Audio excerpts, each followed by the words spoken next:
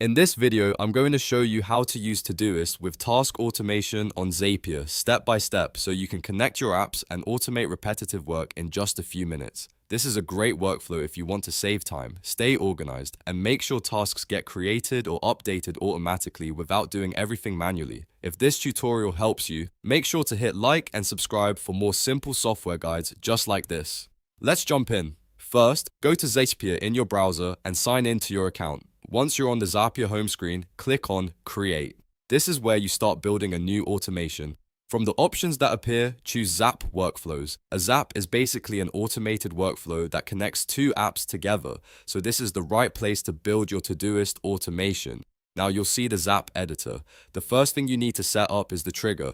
Click on Trigger because the trigger is the event that starts the automation. For example, this could be something happening in Google Sheets, Gmail, or another app you use every day. In the app search box, type and select your trigger app, for example, Sheets if you want to use Google Sheets as the source. Then choose the trigger event that makes sense for your workflow. Zapier will guide you through the available options, so pick the one that matches what you want to happen.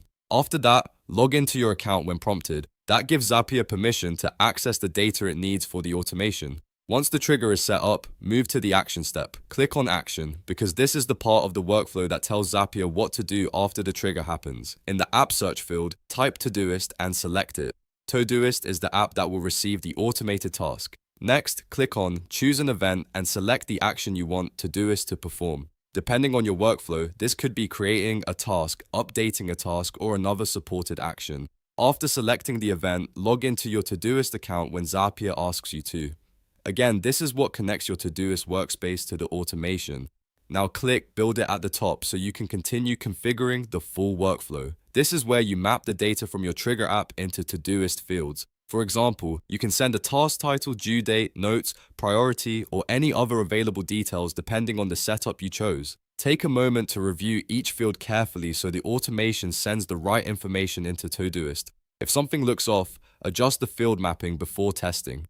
After everything looks good, click Test Run. This is an important step because it lets you verify that the automation works before you publish it. If the test is successful, you should see the task appear in Todoist exactly the way you expected. If something doesn't work, go back and fix the trigger or action settings, then test it again until everything is correct. When you're happy with the result, click Publish. That activates your Zap and turns your automation on. From that point forward, Zapier will handle the workflow automatically whenever the trigger event happens. So instead of manually creating tasks in Todoist, your system will do it for you in the background. And that's it. You've now learned how to use Todoist with task automation on Zapier, from creating the Zap to choosing your trigger and action, testing it, and publishing it live. This is a powerful way to save time and keep your task management system running smoothly. If this tutorial helped you, please remember to like the video, subscribe to the channel, and turn on notifications so you don't miss the next software how-to guide. Thanks for watching, and I'll see you in the next one.